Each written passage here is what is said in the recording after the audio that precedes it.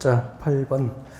국토교육급성 도시군관리계획의 입안권자와 결정권자에 관련된 설명으로 틀린 것은 1번 국가계획과 관련된 경우 관계중앙행정기관장의 요청에 의해서 국토교통장관이 입안할 수 있죠. 네.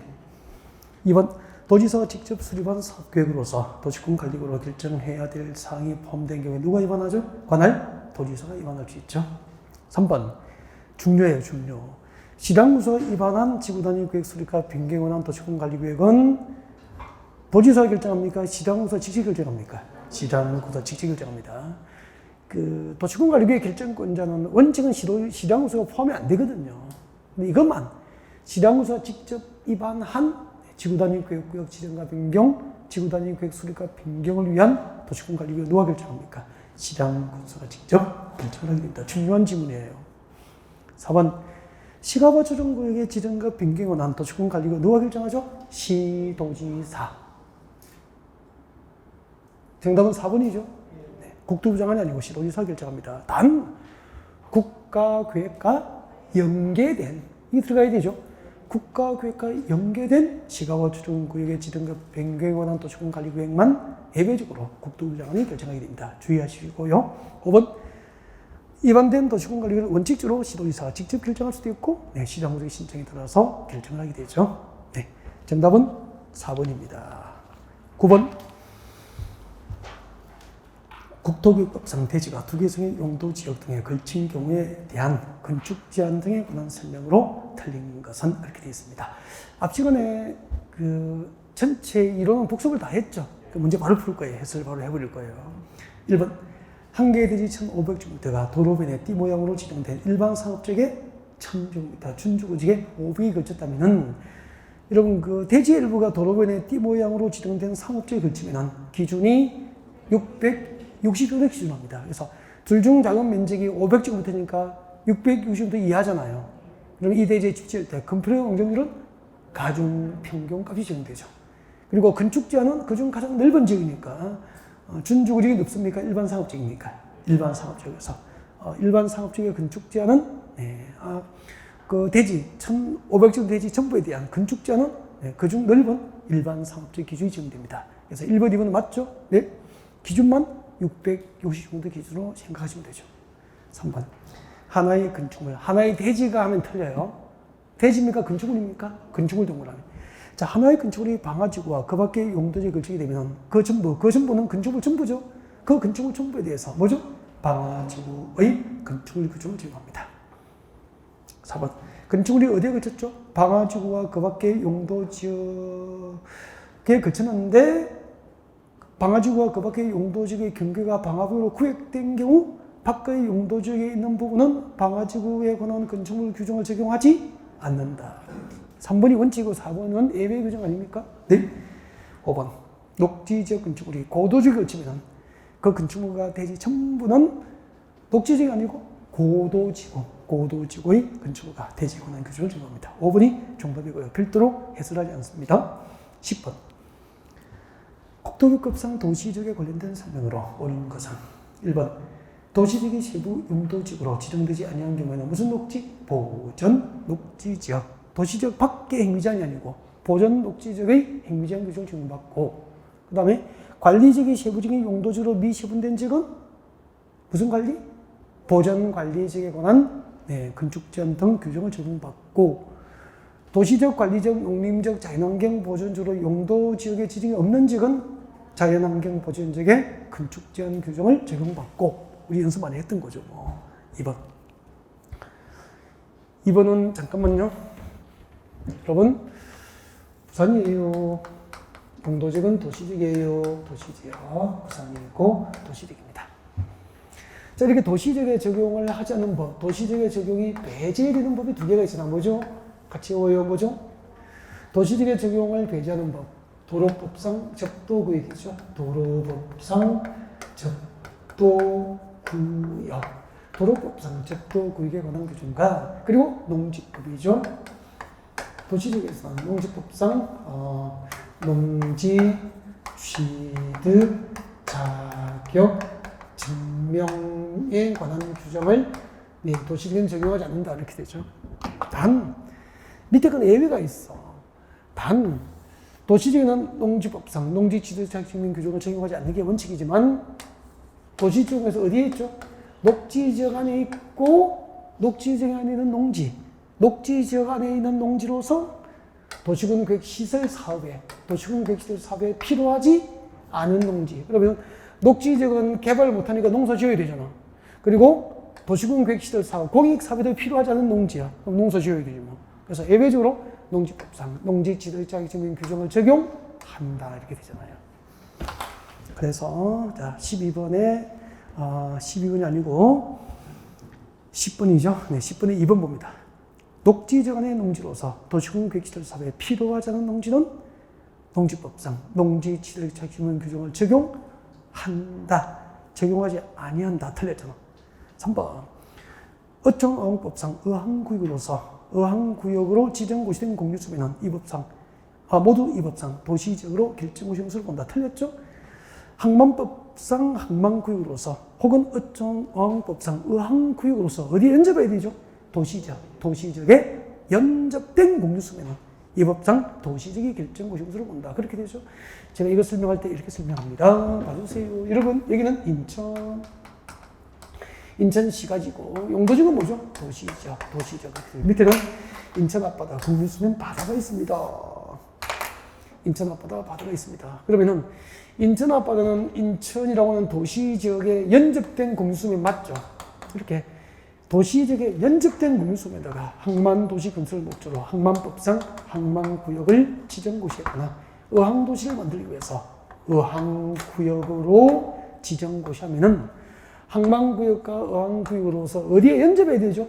도시지역에 연접된 공유수면은 이 법상 도시지역으로 결정고시로 본다. 그렇게 됩니다. 그러니까 항만구역 지정고시 되거나 어항구역 지정고시 되는 모든 공유수면이 도시지역으로 결정고시 어디되는 게 아니고 어디에 연접해야 되죠? 도시지역에 연접돼야 되죠. 이런 것도 실수하면 안 돼요. 연습 많이 된 거죠. 그 다음에 4번 도시개발구역이 지정고시 된 지역은 이 법상 도시지역으로 결정고시로 본다. 맞습니까? 네. 칠학지구나 지구단위구역의 지정이 없는 지역은 네, 도시지역으로 결정고시가 의제가 되죠. 4번이 정답이 됩니다. 여기요 이렇게 나왔잖아요. 여기 도시개발법에 나와 있잖아. 도시개발법에 한번 봐요. 여기 보전가치가 있는 산지가 있고 전답과 순등 농지가 있고 이 마을이 있습니다. 용도지역은 생산관리지역이다 라고 가정을 하시면 생산관리지역이에요. 자, 이 생산관리지역에다가 여기다가 이만큼 B큼 침부만큼이에요. 예, 생산관리지역에다가 여기다가 이제 B큼 침부만큼 도시개발법상 도시개발구역을 지정합니다. 도시개발구역으로 지정고시를 해버리면은 도시개발법상 도시개발구역 지정되면 어떤 법적 효과가 생길까요? 거기에 관한 문제잖아요. 도시개발법상 도시개발구역 지정이 고시되면 지정된 용도지역이 뭐죠? 생산관리지역이었잖아. 뭐로 바뀌죠? 국도개발법상 도시지역과 그리고 지구단위구역구역, 도시지역과 지구단위구역구역으로 지정이 고시정수로 본다. 의지가 되버리잖아. 이게 단서가 있잖아. 취락지구나 개발진흥지구로 지정된 지역은 그러하지, 취락지구나 지구단위구역이죠. 취락지구나 이미 지구단위구역이 지정된 지역은 그러하지 아니하다. 그 문제. 알겠죠? 그래서 도시개발법상 도시개발구역이 지정고시 된 지역은 국토교육법상 도시적으로 결정고시를 본다. 정확합니다. 그래서 4번이 정답이 됩니다. 5번 녹지지역 안의 지락 준비를 위해서 집단 지락구역을 지정할 수 있다. 집단 지락구역 지정 목적이 뭐죠? 개발 제한구역 안에서 지락 준비죠. 개발 제한구역 안에서 지락 준비를 목적으로 하면은 집단 지락지구. 녹간농장에서 지락 준비를 목적으로 하면은 자연 지락지구. 11번 국토교육법상 복합용도지구입니다. 복합용도지구 지정에 관한 설명으로 틀린 것은 복합용도지구입니다. 우리 동영에서도 복합용도지구는 계속 지금 다루고 있죠. 네, 복합용도지구 이제 그러면 다 하죠. 지정 목적이 뭐죠? 이렇게 설명했죠. 2017년도에 우리 국토교육부의 용도지구가 너무 많아가지고 6개, 7개를 폐지를 해버렸어. 이 폐지된 6개의 역할을 하나가 하니까 이름을 뭐라고 한 거죠? 2개 이상의 용도지구의 역할을 한 개가 하니까 복합. 한 개인데 2개 이상의 용도지구의 역할을 하거든. 그 이름을 복합용도지구가 했죠. 지정 목적이 어떻게 되죠? 6개, 7개가 해야 될 용도지구의 역할을 하나가 하니까 효율적이죠. 그래서 효율적이고 하나가 2개 이상의 용도지구의 역할을 하니까 효율적이고 복합적인, 효율적이고 복합적인 이 단어가 들어가야 되죠. 효율적이고 복합적인 토지용을 도모하기 위해서 특정 시설의 입지 제한을 강화합니까? 완화합니까? 완화해 줄 목적으로 복합용도를 지정됩니다. 그죠? 효율적이고 복합적인 토지용을 도모하기 위해서 특정 시대의 입지 완화를 목적으로 지정하면 복합용도지구. 주거기능, 산업유통기능, 관광휴양기능 중에서 2개 이상의 기능을 중심으로 개발하고 정비할 것을 목적으로 하면 복합개발진흥지구 구분해야 되지. 복합용도지구 지정을 허용되는 용도지구는 3개뿐이잖아. 어디에 지정하죠? 일반 주거지역, 일반 공업지역, 그리고 계획관리지역이 하나요. 복합용도지구 지정되는 거죠. 그럼 봐요. 일반 주거지역에 복합용도지구가 지정되면은, 여기에 이렇게 복합용도지구가 딱 지정되면은, 일반 주거지역은 편리한 주거환경 조성이 목적이니까 주택 위주로 지을 거 아니야. 저층 주택, 중고층 위에 주택 위주로 개발이가 허가되는 거야. 근데 여기 복합용도로 들어가면은, 여기 이제 준주거지역에 허용되는 건축물은 대부분 건축에 허용되는 거야. 맞죠? 준주거지에 건축할 수 있는 건축은 건축할 수 있어요. 근데 예를 들면은 그러면은 주택지니까 근린생활시설 1종, 2종 근린생활시설 다 가능할 거 아니야. 안마시설도 됐어, 안 됐어? 안 되죠. 그리고 일반 공업지역에 복합개발징조가 지정되면은 일반 공업지역은 공장만 지어야 되잖아요. 근데 복합용도지구가 지정되면 여기 중공업지역을 건축할 수 있는 거 건축할 수 있어. 단 아파트하고 노유자 시설하고 안마시설도 재배된다고 동영에서 연습했잖아. 그렇게 남는 거예요. 그 다음에 계획관리지역에 또 복합용도지구가 지정되면은 계획관리지역에 허용되는 건축물보다 건축할 수 있는 건축물의 용도별 종류가 줄어듭니까? 늘어납니까? 늘려지는 거야. 도시는 아니지만 여기 이제 다른 시설도 이게 건축이 가능하게 허용해 주는 거죠. 그렇게 돼요. 그 다음에 복합용도지구 안에서의 건축 제한이죠. 복합용도지구 안에서의 건축 제한은 무엇에 의해서 이루어집니까? 도시군 계획 조례. 왜냐면은 우리 용도지구별 건축 제한은 도시군 계획 조례에 의하잖아. 근데 용도지구 안에서의 건축 제한을 조례로 정하지 않는 게 있죠. 고도지구. 고도지구는 도시군 관리계획이잖아. 자연취락지구, 대통령령이잖아. 집단취락지구, 개특법이잖아. 개발진흥지구는 지구단위계획과 개발계획. 이 4개를 빼면은 전부 도시군계획 조례잖아. 그러니까 복합용도지구는 조례로 정하지 않은 용도지구 4개에 해당돼 안 돼. 고도지구, 자연취락지구, 집단취락지구, 개발진흥지구에 해당이 안 되니까 건축제한이 뭐죠? 조례에 의한다 이 말이야. 이렇게 문제를 풀어야 돼요. 그래서 내려오세요. 11번. 국토교육법상 복합용도지구 지정에 관한 설명으로 틀린 것은 주거, 공업, 유통, 물류, 관광, 휴양 기능 중에서 2개 이상의 기능을 중심으로 개발 정비를 목적으로 하면은 복합개발진흥지구. 아직까지 복합용도지구와 복합개발진흥지구 구별을 못하면 안 되죠. 1번이 정답이 됩니다. 2번. 일반 주거지역과 일반 공업지역 계획관리지역에 지정할 수 있다. 맞죠? 그 다음에 3번.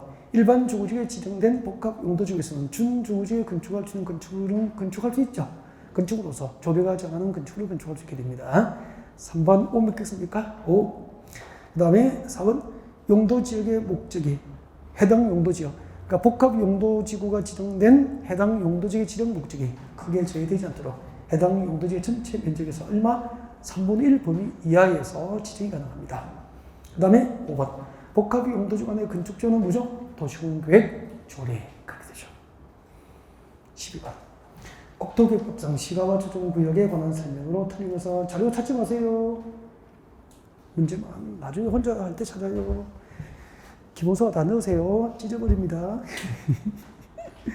12번 국토교육법상 시가와 조정구역에 관한 설명으로 틀린 것은 국방상 공익상 사업시행이 불가피하고 관계중앙행정기관의 요청으로 국토부 장관이 그 지정 목적 달성에 지장이 없다고 인정하는 도시공계획3을 시행할 수 있다. OX? 오, 고개 들죠? 고개 들어보세요. 이걸 통째로 항상 기억하시라고 그랬어요. 시가와 조정구역 안에서 행위제한입니다. 시가와 조정구역 안에서 행위제한, 건축제한은 따로 법률로 정한다. OX? 개발제한구역 안에서의 행위제한은 국토계획으로 정합니까? 따로 법률 정합니까? 따로 법률 정하지 않고 따로 정한 법이 뭐야? 개특법이잖아. 개발제한구역 안에서의 행위제한은 개특법. 도시자연공원구역은 도시공원 및 녹지 등에 관한 법률. 그죠? 수단자원보호구역은 수단자원관리법. 도시자연공원구역은 도시공원 및 녹지 등에 관한 법률. 그렇게 외워야 돼. 시가와 조정구역 안에서의 행위제한은 따로 법률로 정한다. OX? X. 이 법이야. 국토계획법. 이 법과 그 시행령이자. 시가와 조정구역 안에서의 행위제한은 이 법, 국토계획법과 그 시행령에서 직접 정하는 거야. 어떻게 정해놨죠? 이 세 개를 외우고 있어야 돼. 이 세 개가 안 떠오르면 안 되는 거야. 이 세 개가. 이 세 개가 떠오르도록 복습을 하는 게 통째로 보라니까 이걸.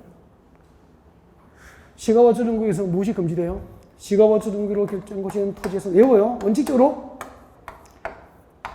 도시군 계획 사업 시행이 금지되잖아. 유보된다 이 말이에요. 원칙적으로 도시군 계획 사업 시행이 유보돼요. 원칙적으로 도시군 계획 사업 시행도 금지된다 이 말이에요. 그럼 도시군 계획 사업 세 개가 뭔데? 말하세요. 도시군 계획 사업이라는 세 개가 있잖아.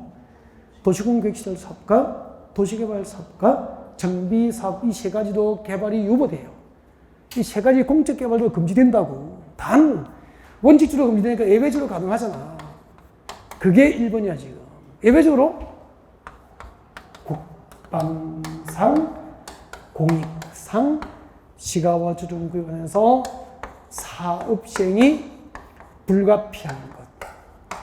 국방상, 공익상 사업 시행이 불가피하고 관계중앙행정기관의 요청이 있고 국토교통부 장관이 시가와 조정구역 지정 목적 달성에 지장이 없다고 인정하는 도시군 계획 3만 예외적으로 가능하다 이 말이야. 세 번째가 뭐죠? 도시군 계획 사업에 의하지 않는 개발행위. 그럼 뭐죠? 비도시군 계획 사업이잖아. 비도시군 계획 사업. 비도시군 계획 사업이니까 도시군 계획 사업에 의하지 아니한 개발행위는 오직 뭐죠? 허가 사항을 개발행위 허가를 받아야 할 사항으로 법에 정해진 것, 법정된 거죠. 법정된 것. 허가 사항으로 법정된 것을 어디 가서? 관할시청에 가서 허가를 받고 할 수 있는 거야. 어디 가서 허가 받죠? 시청, 군청이니까 허가권자는 특별시장, 광역시장, 특별자치시장, 특별자치회사, 시장에서 그렇게 나오는 거라고. 이걸 적어도 이정도 통째로 머릿속에 넣어놔라는 거야. 통째로. 시가와 조정구역에서 도시공계획 사업 원칙적으로 금지, 국방상, 공익상 사업 시행이 불가피한 것만 예외적으로 가능, 도시군계획 사업에 의하지 않은 것은 오직 허가상으로 법에 정해진 것을 허가받아 할 수 있는 거야. 그래서 수업할 때 기본서에 제가 이렇게 적어줍니다. 허가상 동그라미 해. 여기다 적어봐. 그래 적어드린다고. 뭐라고 적냐면은 신고사항이 있습니까? 없습니까? 없어. 신고로 할 수 있는 개발이 없다 이 말이야. 시가와 조정구역에서 도시군 계획 사업에 의하지 않는 개발행위 중에서 신고로 할 수 있는 사항은 법이 없다니까. 그럼 시가와 조정구역에서 무슨 개발행위 신고해야 되나 하면 틀린 거예요. 허가 없이 할 수 있는 임의사항이 있어 없어. 문제는 그렇게 풀어드리는 거야. 알겠죠? 도시군 계획 사업에 의하지 않는 개발이 허가 대상뿐이야. 신고사항도 없고 임의사항 없고. 그러면 시가와 조정구역에서 무슨 개발에는 허가 없이 할 수 있다. OX? X. 허가 없이 할 수 있는 게 임의사항이잖아. 시가와 조정구역에서 무슨 개발에는 신고해야 한다. OX? X. 시가와 조정구역에서 무슨 개발에는 허가를 받아야 한다. O. 허가 대상을 외우는 게 아니고 허가를 받아야 한다면 맞다고 풀어야 되는 거라고. 특징이 있어. 그 허가사항 중에서 허가 신청하면은 허가를 거부할 수 있다 없다? 있다. 허가를 거부할 수 없는 게 있어. 그럼 시가와 주정에서 무슨 개발행위는 허가를 거부하여서는 아니 된다. O 믿겠습니까? O. 무슨 개발행위는 신고해야 한다. X. 무슨 개발행위는 허가 없이 할 수 있다. X. 그렇게 문제 풀어야 되는 거라고. 허가 대상을 A4 한 장을 외우는 게 아니라니까, 문제를. 수업할 때 이렇게 하잖아. 동영에서 아직 연습을 안 했구나. 그러니까 이제 잊어버리고 있었죠. 그죠? 기억해요. 이제 기회가 없잖아. 별로. 설명 들을 수 있는 기회가 별로 없다고. 자, 봐주세요. 12번. 국토교육법상 시가와 주정국에 관한 설명으로 틀린 것은 1번 국방상 공익상 사업시행에 불가피하고 관계중앙 행정기관의 요청에 의해서 국토부장관이 그 지정 목적에 달성에 지장이 없다고 인정하는 도시군 계획 3은 예외적으로 가능한 거야. 5. 2번 시가와 주정구역 지정에 관한 도시군 관리계획 결정은 시가와 유보기간이 끝난 날입니까? 다음 날입니까? 다음 날. 유보기간이 끝난 날의 다음 날. 그 효력을 잃게 되죠. 3번 특별시장, 광역시장, 특별자치시장, 특별자치시장 우선은 한 가구당 기존 축사 면적을 포함하여 300주도 이하인 경우 개발의 규모가 경미하잖아. 그죠? 그리고 축사를 짓는 것은 공적 개발입니까? 사적 개발입니까? 사적 개발이잖아. 그럼 도시공계획 사업에 의하자는 개발이다 이 말이야. 이런 개발 행위는 특별한 사유가 없으면 그 허가를 거부할 수 없다. 맞죠? 허가를 거부할 수 없는 대상이 있다 그랬죠? 네, 맞는 거죠. 근데 이렇게 이제 숫자가 나오면 외운 적이 없거든. 안 배운 거 나왔다 그래. 다 선생님 이상한 문제가 나왔어요. 보지도 못하면 안 봤지. 외우라고 안 했으니까. 나와도 나온 줄을 모른다니까. 이해를 못하면. 4번. 관리용 건축물로서, 이 배운 적이 없잖아. 관리용 건축물로서 기존 관리용 건축물의 건축 면적을 포함하여 33제곱미터 이하인 것은 경미하거든. 허가 받습니까? 허가 없이 할 수 있습니까? 허가를 받지 않고 설치할 수 있다. 허가를 받지 않고 설치하는 게 임의사항이잖아. 임의사항이 법에 있어 없어? 없으니까 틀린 거다 이 말입니다. 이런 문제를 못 풉니다. 이해 못하면. 5번 시가버처 정구에 있는 살림안에서 동그라미예요. 임목글체 동그라미예요. 조림, 육림 허가 기준에 관해서는 시가버처 정구에 관해 살림안에 있는 임목글체 조림과 육림의 허가 기준에 관하여는 이 법에서 정하지 않고 줄 것 좀 외워놔야 돼 이거. 산림 자본의 조성 및 관리에 관한 법률 규정에 의한 특례 규정이야. 시가버처 정구에 관해서 임목글체 조림과 육림의 허가 기준은 이 법 국토교육부에서 정합니까?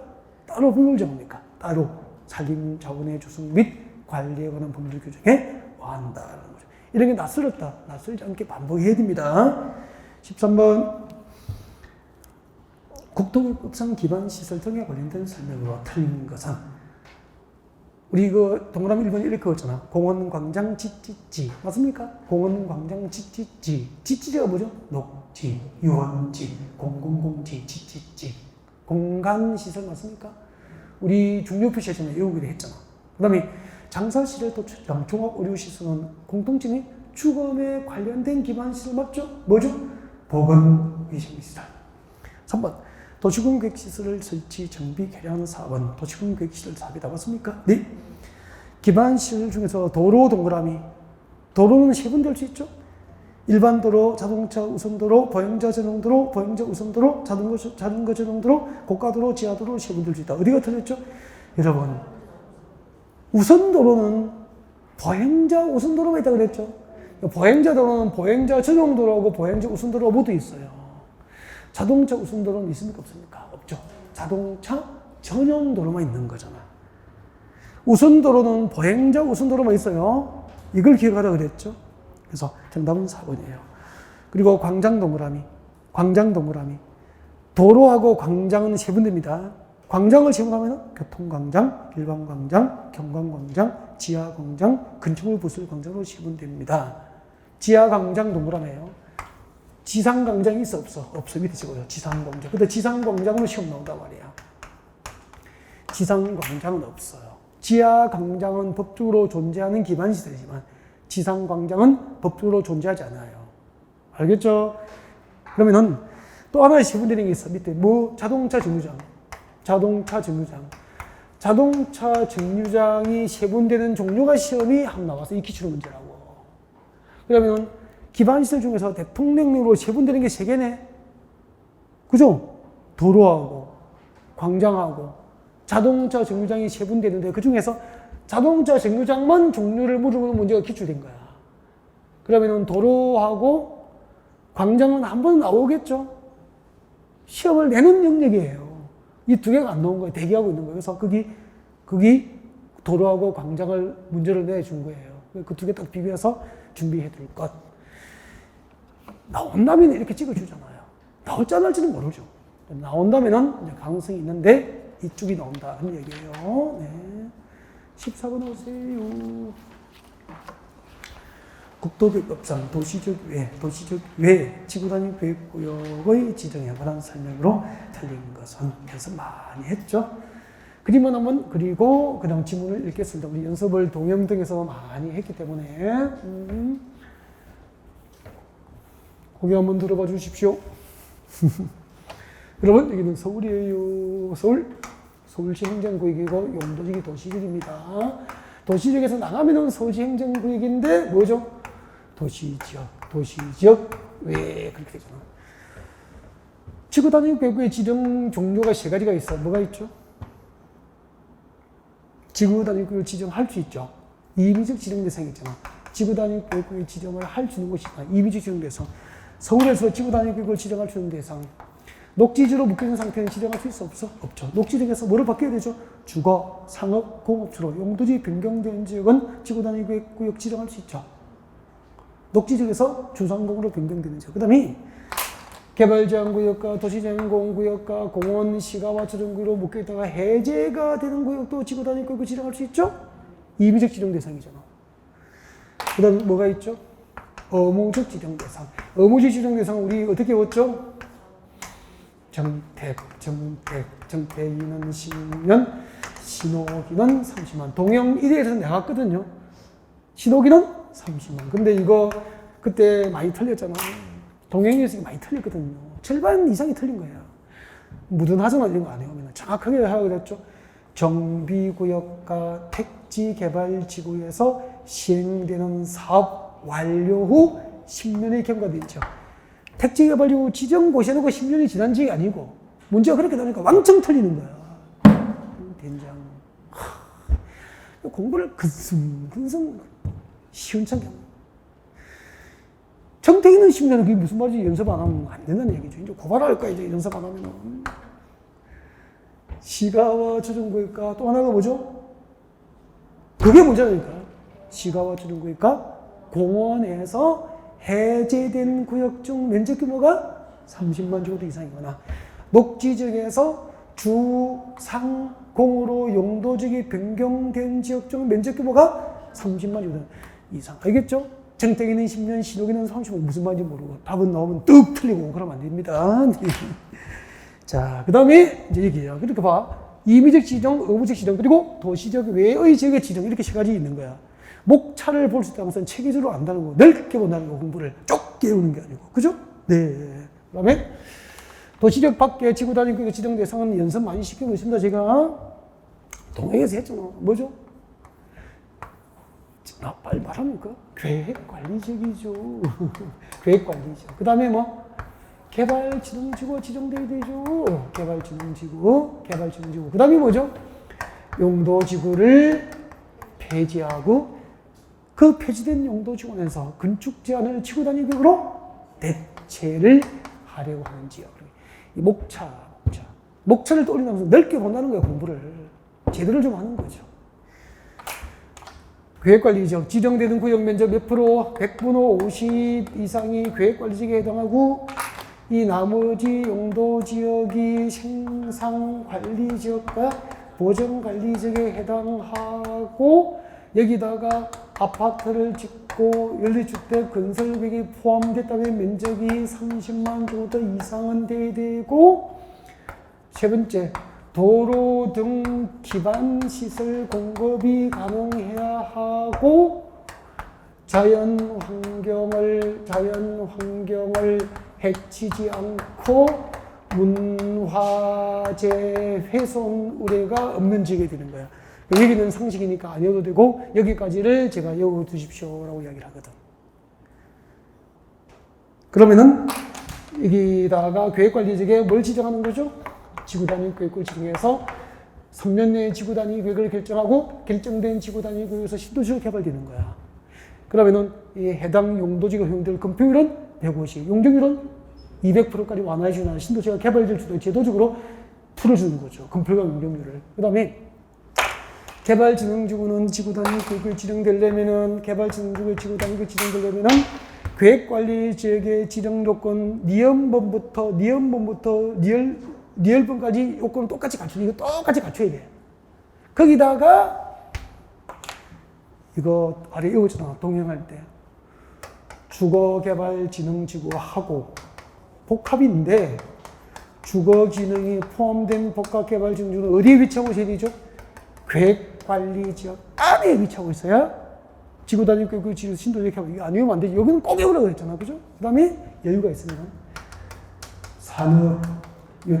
산업유통개발진흥지구 복합인데 주거기능이 포함이 안 된 것 그리고 특정개발진흥지구 이 세 개는 어디에 위치해야 되죠? 계획관리, 생산관리, 농림지역 관광휴양개발진흥지구는 도시적 외에 그렇게 됩니다. 문제 보겠습니다. 14번 도시적 외의 지역에 지구단위 계획구역의 지정이 원하는 설명으로 틀린 것은 1번 지정하려는 구역 면적 50% 이상의 계획관리지구로서 나머지 용도지역이 어디에 해당되어야 되죠? 생산관리지역과 보전관리지역이고 일정 요건에 해당돼요. 그때 일정 요건 누구라면 그때 일정 요건은 이거잖아 이거. 이 복습하셔야 되는 거죠 이거. 아파트와 열주택 건설 계획이 포함된 면적이 30만 제곱 이상이고 이렇게 쭉 나가는 거죠. 그 다음에 2번 주거기능이 포함된 복합개발지구 어디 위치해야 되죠? 계획관리지역에 위치해야 되죠. 3번 용도지구를 폐지하고 그 용도지구에서 행비제한 등을 지구단위로 대체하려고 하는 지역은 도시적 외지역에서 지구단위 계획구역 지정할 수 있죠. 4번 해당 용도지구에 또는 개발진흥지구에 적용될 건폐율은 150, 용적률은 200 바꿔줬네. 그 정답은 3번. 그리고 도시적 외 개발진흥지구에 지정된 지구단위 계획구역은 이것도 연습 우리 계속하고 있죠.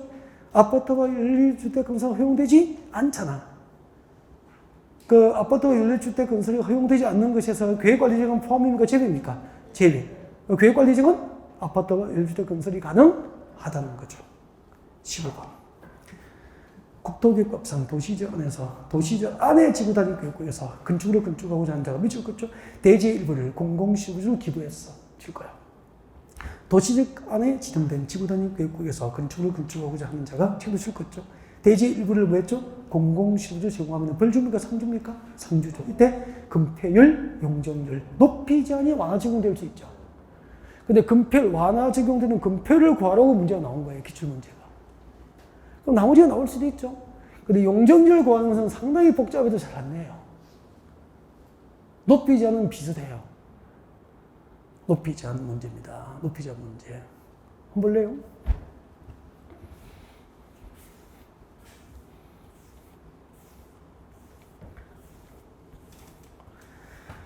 완화 적용되는 높이입니다. 완화 적용되는 높이. 완화되는 높이. 완화되는 높이를 이렇게 구합니다. 해당 용도지구의 건축법에서 허용된 높이가 있겠죠. 거기 기업분에 건축법 60조에 따라서 제한된 높이가 얼마까지 가능하죠? 50m까지 가능하지. 이걸 완화해 준다는 것은 더 낮게 규정하는 겁니까? 더 높게 건축할 수 있는 겁니까? 더 높게. 그러면 50m보다 건축할 수 있는 높이를 더 크게 해줘야 되잖아. 크게 하려면 빼기 해야 됩니까? 나누기 해야 됩니까? 곱하기 해줘야 됩니까? 곱하기 해줘야 되잖아. 이게 더 곱해야 되는 거야. 단 0. 얼마를 곱해버리면 더 작아지잖아. 규제가 낮아지잖아.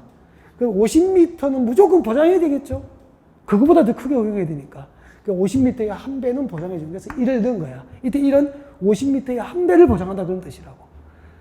거기다가 더하는데 뭘 더하느냐면은 1 더하기 뭘 더하느냐면은 거기 자료에 원래 면적이 얼마죠? 니은번에 원래 대지 면적이 얼마죠? 800. 그 중에서 얼마를 공공시설로 기부했죠? 200. 기부 면적, 제공된 면적이 200이죠? 여기다가 원래의 면적 800을 나눠줍니다. 200제곱미터 기부했잖아. 800제곱에서 200을 기부했잖아. 그죠? 그러면은 200에다가 800을 나누면 얼마죠? 0.25라. 0.25. 8, 26, 8, 5, 40. 0.25죠. 그럼 여기 50m 0.25라고 보면은 1보다 50m가 더 낮아지니까 앞에 한 배를 보자는 거잖아. 얼마를 곱하면 되죠? 1.25. 이런 것은 심각하게 받아들이면 안 돼요. 그냥 들어두고 마지막에 한번 살짝 보고 들어가서 나오면은 좋고 잘 안 나오니까. 알겠죠? 안 나오면 그만해. 그렇게 살짝. 평소에 암기하고 다닐 필요는 없어요. 이렇게 한번 듣고 시험 보기 직전에 마지막에 한번 살짝 보고 들어가면 돼요. 62.5가 됩니다. 16번. 국토교육법상 지구단위교육에 관한 설명으로 틀린 것은 1번. 지구단위교육의 수리기준 동그라미 누가 정하죠? 국장. 내려옵니다. 기반시설 배치 규모, 건축물의 용도 제한, 건폐율, 용적률, 건축물 높이, 재고 한도, 제자 한도는 지구단위 계획 수립 시 의무적 포함사항 맞습니까? 네, 암기해야 되죠. 지구단위 계획을 결정할 때 반드시 넣어야 되는 거. 기반시설 배치 규모, 용도 제한이죠. 용도 제한, 건폐율, 용적률, 최고 한도, 제자 한도. 동그라미 합니다. 동그라미. 용도 제한, 동그라미. 건폐율 동그라미, 용적률 동그라미, 최고 한도 동그라미, 제자는 동그라미. 기반시설 배치 규모, 용도 제한, 건폐율, 용적률, 최고 한도, 제자 한도. 건축물의 배치, 형태, 색채 이런 거 들어가요? 안 들어가요? 안 들어가잖아. 경관계획과 교통계획 등도 안 들어가죠? 환경관리계획 이런 거 안 들어간단 말이야. 다음 3번. 개발제한구역에서 지구단위 계획을 수립할 때는 개발제한구역의 지정 목적이나 주변 환경이 훼손되지 않도록 하고 당연한 거 아닙니까? 국토계획법을 우선하여 적용한다. 틀렸죠? 개발제한구역에 지구단위 계획 수립할 때 우선 적용되는 것은 국토계획법이 아니고 개발제한구역의 지정 및 관리에 관한 특별조치법. 약칭해서 우리는 뭐라고 하죠? 개특법. 여러분 법 제목이 뭐예요? 개발제한구역의 지정 및 관리에 관한 특별조치법이니까 개특법은 눈치를 봐도 일반법입니까? 특별법입니까? 특별법이잖아. 그러면 국토교육법은 우선 일반법이잖아. 일반법이 우선합니까? 특별법 우선 원칙입니까? 특별법이 우선하니까. 그래서 개특법이 우선 적용돼요. 이또 규정이 있습니다. 네. 그래서 정답은 3번이에요. 4번. 도시적의 개발 진주, 도시적 동그라미예요. 줄 거요. 도시지가 뭘 지정했죠? 개발진흥지구. 그러면 서울, 부산은 도시적 맞죠? 그 도시적 안에 뭐가 지정됐죠? 개발진흥지구 지정되고, 거기에 뭘 지정했죠? 지구단위 구역이 지정돼서, 지구단위 구역이 지정되면은, 지구단위 구역으로 건축법상 제한된 건축물 높이 동그라미예요. 건축물 높이 얼마를 완화하죠? 120. 그 위에 적어요. 똑같은 조건에서 용적률이 완화되잖아. 이거 혹시 기억할까? 용적률은 얼마?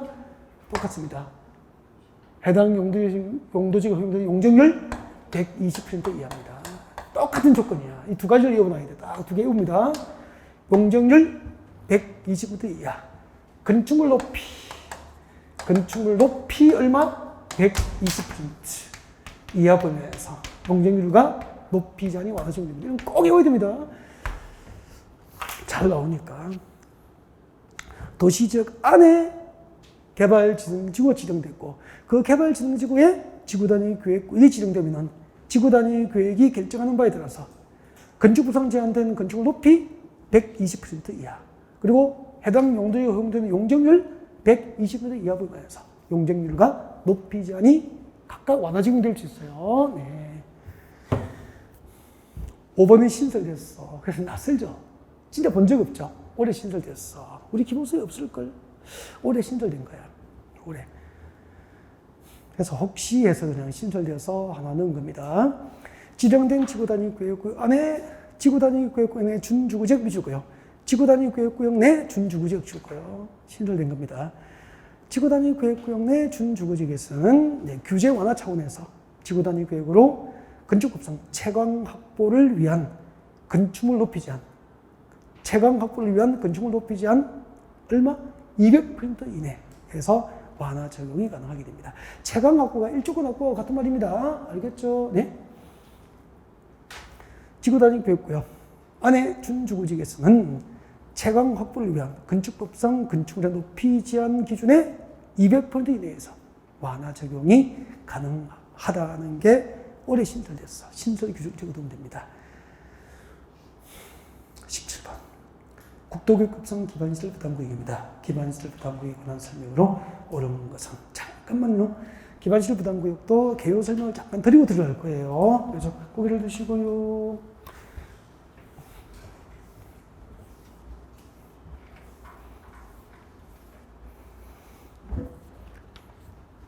한 5문제를 듣다가 10문제를 듣다가 하나씩 건지면 돼요. 하나씩 복습충 하면서 하나씩 건지는 거예요.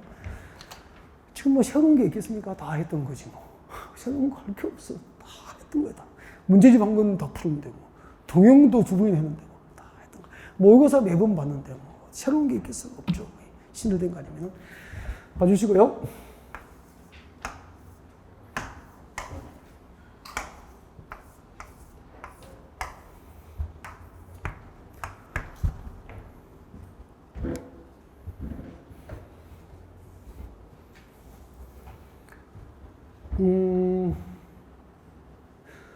주거지역, 상업지역, 공업지역 하면은 보전입니까? 개발용도입니까? 개발용도. 대부분 개발이 완료됐죠. 그래서 개발이 완료됐다는 것은 도로 주변의 건축이 다 끝났다는 나대지가 없는 거죠. 다 개발이 끝난 거죠. 다 개발됐죠. 근데 여기는 45년 된 아파트 단지예요. 5층인데요. 2000시대였다. 그러면은 여기가 이제 서울 강남역이에요. 그럼 역세권이잖아. 역세권 아파트 재건축한다니까. 강남 역세권 아파트, 강남역 역세권 아파트. 2000시대인데 5층이었어. 45년 전에 지어가지고. 그래가지고 재건축하면 5층으로 재건축합니까? 50층으로 뽑아버립니까? 용적률 허용하면은 대지 정하고 완화를 받는다면은, 용적률 완화를 받는다면은, 가능하면은 50층까지 뽑을 수 있겠죠. 고급 브랜드로 50층 뽑아버리는 거죠. 좋겠다. 그럼 시대수가 어떻게 되죠? 2002, 6000식으로 폭발적으로 증가하는 거지. 그러면은 상수도 공급 능력은 부족 예상되죠. 하수 처리 능력도 부족 예상되죠. 도로의 교통량 수용 능력도 부족 예상되잖아. 인근 지역의 학교는 학생 수용 능력이 부족할 것이 예상되잖아. 이렇게 주거지역, 상업지역, 공업지역으로 용도지역이 지정돼서 이미 개발이 완료되어 나대지가 없는 지역에서 재개발, 재건축 등 새로운 개발 행위로 도로, 상하수도, 학교 등 기반시설 부족은 예상되지만 이미 개발이 완료돼서 나대지가 없으니까 새로운 기반시설 설치가 곤란한 지역을 대상으로 개발되는 밀도를 낮추어 관리할 몫으로 지정하면 뭐죠? 개발 밀도 관리 구역이 되잖아요. 개념이 그렇게 되는 거죠. 현장 개요 이해. 그 다음에 이 개발 밀도 관리 구역 이외에 신도시 개발 지역에서 제가 그림을 이렇게 딱 그리잖아. 서울시 외곽으로 쭉 벗어나고 바로 벗어나는 거죠. 이렇게 도시지역 외 신도시 개발 지역에서 그 신도시에 필요한 도로 등 기반시설 설치, 도로, 공원, 학교, 공동구, 상하수 시설, 녹지 등 기반시설 설치에 대한 비용을 그 동네에서 일정한 개발행위를 하는 주민들에게 기반시설 설치에 필요한 용지를 확보하게 하거나 설치에 필요한 비용을 부담시킬 몫으로 지정하는 게 뭐죠? 기반시설 부담구역이죠. 그래서 개발 밀도 관리 구역하고 기반시설 부담구역은 구역이라는 글자는 들어갔지만 도시군 관리구로 결정이 될 용도구역이 아니니까 서울은도가 서울시장이, 부산은 부산시장이. 그래서 누가 지정하죠? 특별시장, 광역시장, 특별자치시장, 특별자치시장, 지방군수가 지정하는 거죠. 지정하려면 특별시부터 여기 다 시군까지 도시계획위원회가 있잖아. 중앙입니까? 지방입니까? 지방도시계획위원회의 심의를 거쳐서 지정을 하면 되는데 개발밀도관리구역은 그 앞에 주민의 의견을 들어야 하는 규정이 없지만 기반시설 부담구역은 주민들에게 설치에 필요한 용지도 확보하고 비용을 부담시키고 주민의 의견을 듣는 거예요. 그래서 기반시설 부담구역 지정할 때는 주민의 의견을 듣고 도시구인의 심의를 거쳐야 되죠. 작년의 기출문제, 다음 중 그 지정 절차에서 주민 의견 청취 절차를 필요로 하지 않는 것은 개발 밀도 관리 구역이 작년의 정답이었어요. 이렇게 문제 나온다고. 지정권자하고 지정 절차하고 다 해결이 됐잖아. 그 다음에 기반시설 부담구역이 어디에 지정됩니까? 신도시 개발지역이 신도시. 그럼 가만히 생각해봐요. 위치를 이제. 신도시가 개발되려면은 법령을 제정하고 개정을 해서 이 지역의 행위 제한을 어떻게 해야 되죠? 완화하거나 개발이 완화해줘야 될 거 아니야. 아니면은 농림지역이고 자연환경 보전지역을 도시로 용도지역을 변경해서 용도지역 변경으로 행위 제한이 완화가 돼야 될 거 아니야. 아니면은 이 동네 전년도보다 전년도의 개발이가 건수가 몇 %? 20% 이상 개발이가 건수가 폭발적으로 증가가 돼야 되잖아. 아니면은 해당 지역의 전년도 인구 증가율이 그 지역이 속한 시군 전년도 인구 증가율보다 인구 증가율이 몇 % 이상 높아야 되죠? 20% 이상 높은 지역은 기반시설 부담구역 지정 대상이 되는 거잖아요. 이 정도 하고 기본적인 개요 설명했으니까 문제를 갑니다. 오세요. 개요를 아는 것은 절반의 시작이 되는 거야. 17번. 그럼 이제 17번 같은 게 이해가 되잖아.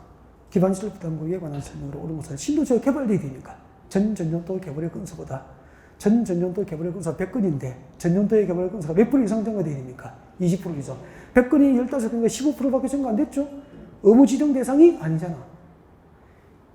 전년도보다 전년도의 개발의 건수가 20% 이상 증가돼야 되잖아. 2번은 암기해야 돼, 이거. 이게 따로 한 문제 나왔다, 내가 또. 기반시설 부담구역에서 설치가 필요한 기반시설의 종류, 동그라미 하죠? 도로, 공원, 녹지, 학교, 수도, 하수도, 폐기물 처리 및 자동시설 줄 거예요. 이게 기반시설 부담구역에서 설치가 필요한 기반시설입니다. 다음 중 기반시설 부담구역에서 설치가 필요한 기반시설에 해당하지 않는 것은 이게 시험 문제였다니까. 학교는 설치가 필요한 기반시설 맞죠? 단 대학은 포함입니까? 제외입니까? 제외. 그게 정답이었다니까, 기출 문제에서. 대학이 정답이었다고. 이번에는 정답은 뭐가 결정하냐면은 수도하고 하수도가 결정할 거예요. 나오면은. 수도 한번 수도 보시면은 자, 이때 수도는 기반시설 기반시설 부담구역에서 설치가 필요한 기반시설에 해당하는데 수도 뒤에 봐요. 인근의 수도로부터 기반시설 부담구역까지 연결수도를 제외합니까? 포함합니까? 포함. 연결수도 포함, 이걸 읽어야 돼요. 연결수도도 포함돼요. 연결수도는 제외하면 틀려요. 하수도도 마찬가지야. 하수도 봐요. 인근의 하수도로부터 기반시설 부담구역까지 연결하는 연결하수도를 포함합니다. 어디가 틀린지 알겠죠? 이런 부분이 정답이 결정한단 말이야. 그래서 2번도 별도를 발표해서 따로 한 문제가 출제가 된 적이 있으니까 별도로 좀 챙겨주도록 합니다. 연결수도는 포함, 대학은 제외. 그러면 기반시설 부담구역에서 설치가 필요한 학교는 대학이 제외니까 초, 중, 고는 설치가 필요한 기반시설에 해당한다 이 말입니다. 아셨죠? 이렇게 정답 결정하는 거예요. 3번. 기반시설 설치 비용은 현금, 신용카드 등 납부가 원칙인데 부가 대상 토지나 이와 비슷한 토지로 몰납이 허용되죠? 납부할 수 있다. 오케이. 3번이 정답이에요. 4번. 기반시설 부담구역의 개발인 허가 제한을 연장할 때는 제한기간 연장 줄 거죠. 이 동영에서 다 배웠죠? 제한기간 연장은 중앙도시계획위원회와 지방도시의 심의를 거치지 아니한다. 연장은 심의 대상이 아니잖아요. 단독주택 등 시설로서 200 정도 초과하는 건축행위는 기반시설 설치 비용의 부과 대상이 되고 틀렸죠? 이게 작년에 또 정답을 결정했잖아. 작년에 이게 정답을 결정했죠. 여보세요. 여러분 기반시설 설치 비용에서 기반시설 설치 비용의 부과 대상입니다. 설치 비용 부과 대상. 부과 대상. 기반시설 부담구역에서 설치 비용 부과 대상. 설치 비용 부과 대상이 어떻게 되죠? 200제곱미터 초과는 뭐죠? 작년 기출 문제잖아. 200제곱미터 초과는 신축, 정축 행위. 신축, 정축 행위. 건축 행위 하면은 개축, 재축, 이게 포함되는 거 틀린단 말이야. 그죠? 정축과 신축 행위. 200제곱미터 초과는 신축과 정축 행위가 부과 대상이 됩니다. 이게 작년에 정답 결정이었어요. 그 다음에 이제 신축과 정축은 건축법상 건축 맞죠? 그죠? 그럼 건축법상 건축은 뭐 해야 되죠? 건축은 뭐 받죠? 허가를 받아야 되잖아. 신축과 증축을 목적으로 건축법상 건축 허가를 받은 날로부터 몇 개월 내에 설치 비용을 부과하죠? 2월 내에 설치 비용을 부과시켜야 됩니다. 부과시기, 부과 대상 200정도 초과하는 신축과 증축행위 부과시기, 신축과 증축을 목적으로 건축 허가를 받은 날로부터 2개월 내에 부과합니다. 부과시기. 그리고 동행이 안 나오니까 다 잊어버렸어요. 그 다음에 신축과 증축이 끝나면 뭐 해야 되죠? 준공사 받잖아. 뭐라고 하죠? 사용 승인. 건축법은 사용 승인이잖아. 그죠? 사용 승인 신청 시까지. 사용 승인 신청 시까지 부과받은 설치 비용을 납부를 합니다. 그래서 이게 납부 시기. 이제 잊어버리지 마세요. 납부는 사용 승인 신청 시까지. 부과는 건축 허가를 받고 2개월 내에 부과. 이렇게 18분부터 또 휴식 후에 진행을 하겠습니다.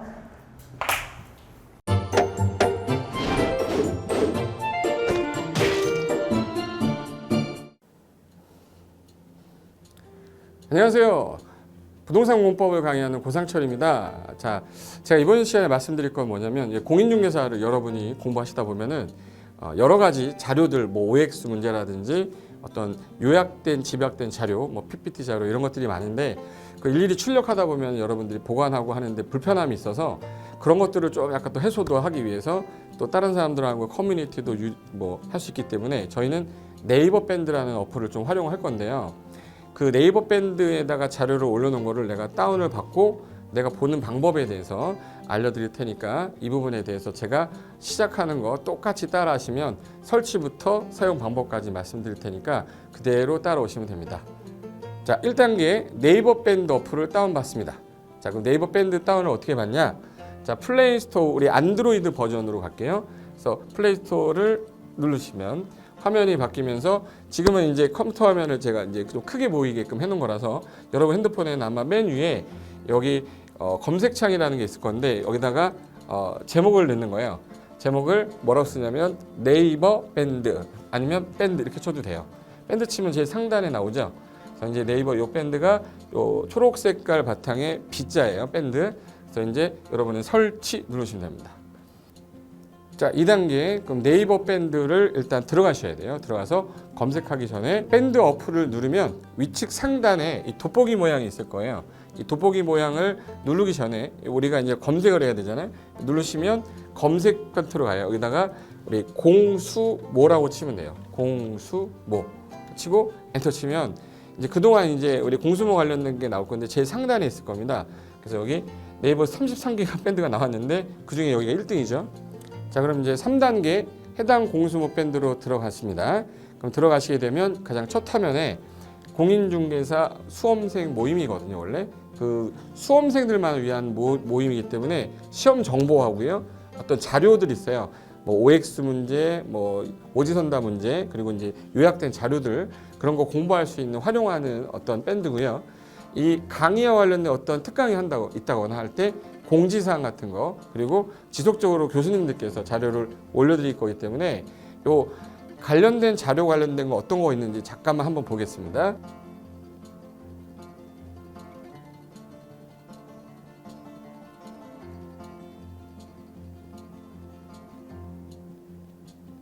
자, 그러면 4단계로 갈게요. 또 다른 꿀팁 하나 말씀드리겠습니다. 모바일 1일 학습이라는 건데 핸드폰으로도 내가 하루에 짬을 내는 시간, 예를 들어서 전철을 타거나 버스를 탄다거나 화장실을 간다거나 할 때 1일 그 공부 학습 방법을 알려드릴 건데요. 메인 화면에서 위로 좀 올라가면은 모바일 1일 학습이라고 나올 거예요. 여기 있습니다.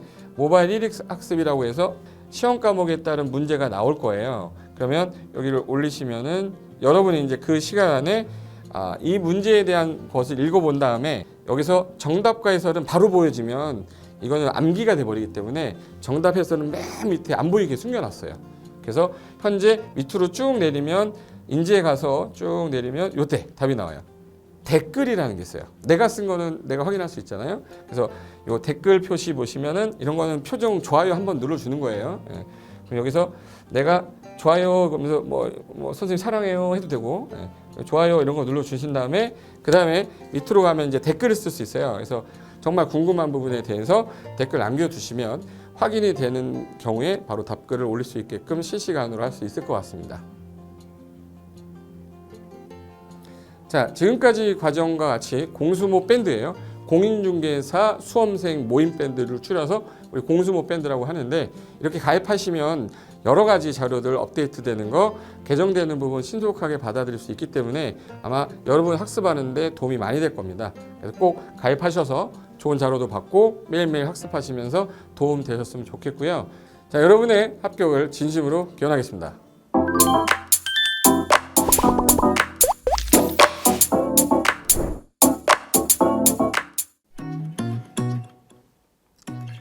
자, 안녕하십니까. 자, 이번에는 부동산 실무 일반인들이 어떤 도움을 받기 위한 관련된 밴드에 대해서 소개를 시켜드릴 건데요.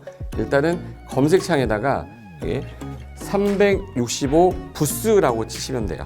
365 부스인데 365일 부동산 스터디라는 밴드예요. 네이버 밴드인데 365 부동산 스터디라는 밴드 일단 이거 클릭하시면 현재는 이제 4만 명 정도 되는 밴드인데요. 우리가 일반인들이 어떤 부동산 정보를 습득하는 데 있어서 이 정보를 얻기가 되게 쉽지가 않습니다.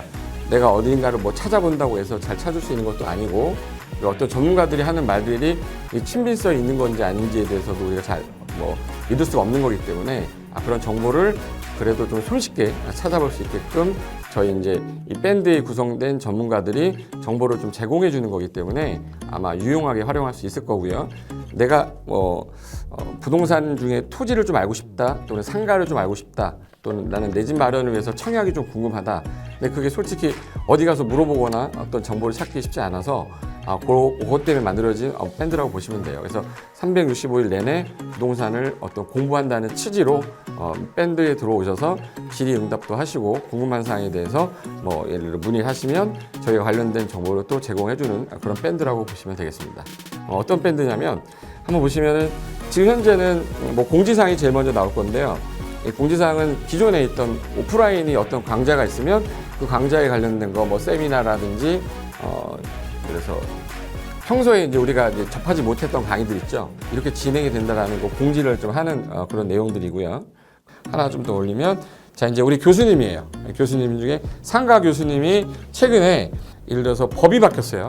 법이 바뀌게 되면 최근에 바뀐 법이 이러한 바뀐 법이 있으니 중개업을 한다거나 투자를 할 때 좀 유의해서 알아보시면 좋겠습니다라는 거를 올려놓을 거예요. 기존에 올려놓은 자료가 있으면 또 찾아보시면 되는 거니까 이렇게 해서 계속 밴드에서 소식을 받으시면 실전에 굉장히 도움을 많이 받을 거라고 예상합니다.